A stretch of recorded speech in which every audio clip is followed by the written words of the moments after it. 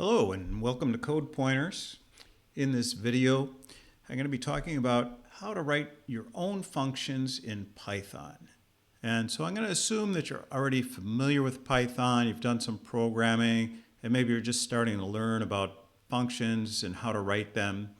So in this video, I'm just going to use a Python interactive mode. So what I have here is a terminal on my Mac opened up. On Windows, if you're running on Windows, you would use the command line, open a command line or a Windows PowerShell, and you would see something like this, what you're seeing on my screen. It's not too important right now, but you should be familiar with running Python in interactive mode. So at my terminal here, I'm going to type Python. And if you're on Windows, you would just type Python, and of course you would spell it correctly. And on Mac or Linux, it's Python 3. On Windows, you just type Python. So I'm going to type Python 3, and that actually puts me in the Python interactive mode. So you see the three greater than symbols here. That means I'm in the interactive mode, and it's waiting for me to just type in some code. So I could just type in code line by line, and Python will interpret it and execute it.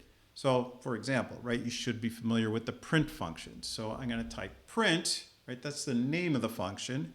And whenever we're calling a function or want to execute the code that's inside a function, we have to use parentheses. So here I just use the open and close paren, and I hit return or enter. And print, if I don't pass it anything to print, then it just prints a blank line. So you see that blank line there.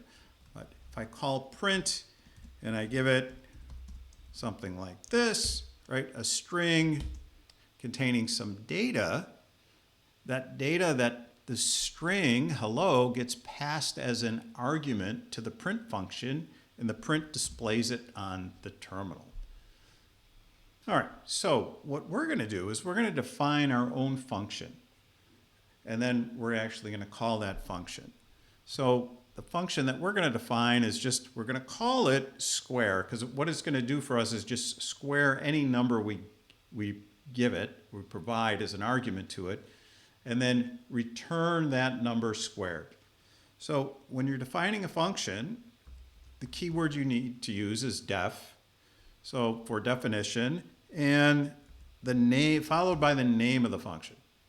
So we're going to just call this function square, and then we need the parens and a colon. So that that's the function header definition. So that says this is my function square, and right now I don't have anything inside the parentheses, but I need to provide the square function a number that I want squared.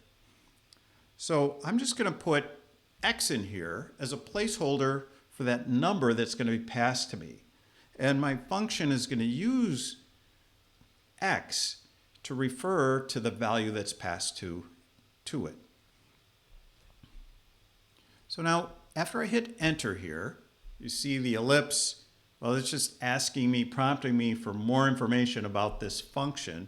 So anytime you define a function, the code, the statements that you're going to include in the function, you have to hit the tab key. They have to be indented.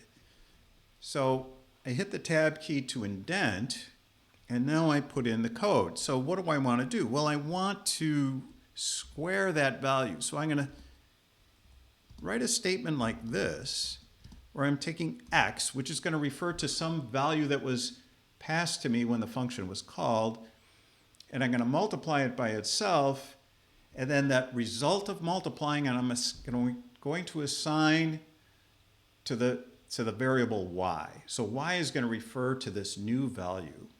So I hit enter here, so that's one line of code. I'm going to hit the tab key again because I have one more line of code, and that's going to be the return. I'm going to use the return keyword or return statement in Python that says return some value to the code that called this function. And in this case, y is going to contain the value that's being returned. and then the function exit. So I'm just going to hit enter here, and it's waiting for me to enter another statement, but I have no more to enter for this function. So I'm done. So I'm just going to hit the return or enter key again, and now I'm back at that interactive Python prompt.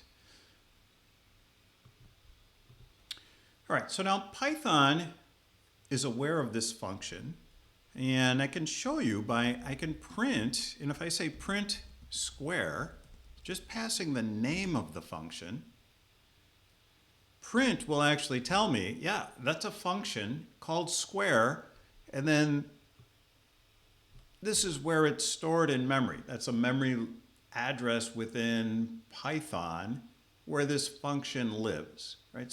So Python knows about it. So now I can actually call this function, and I can assign the result that's returned.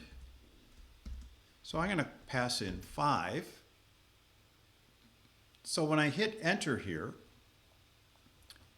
it's going to jump to the code contained in square, and and x will have the value of 5.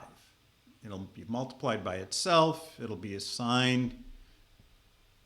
The result will be assigned to y, and we're going to return y. We're not returning the variable y. We're returning the value that's referred to by y.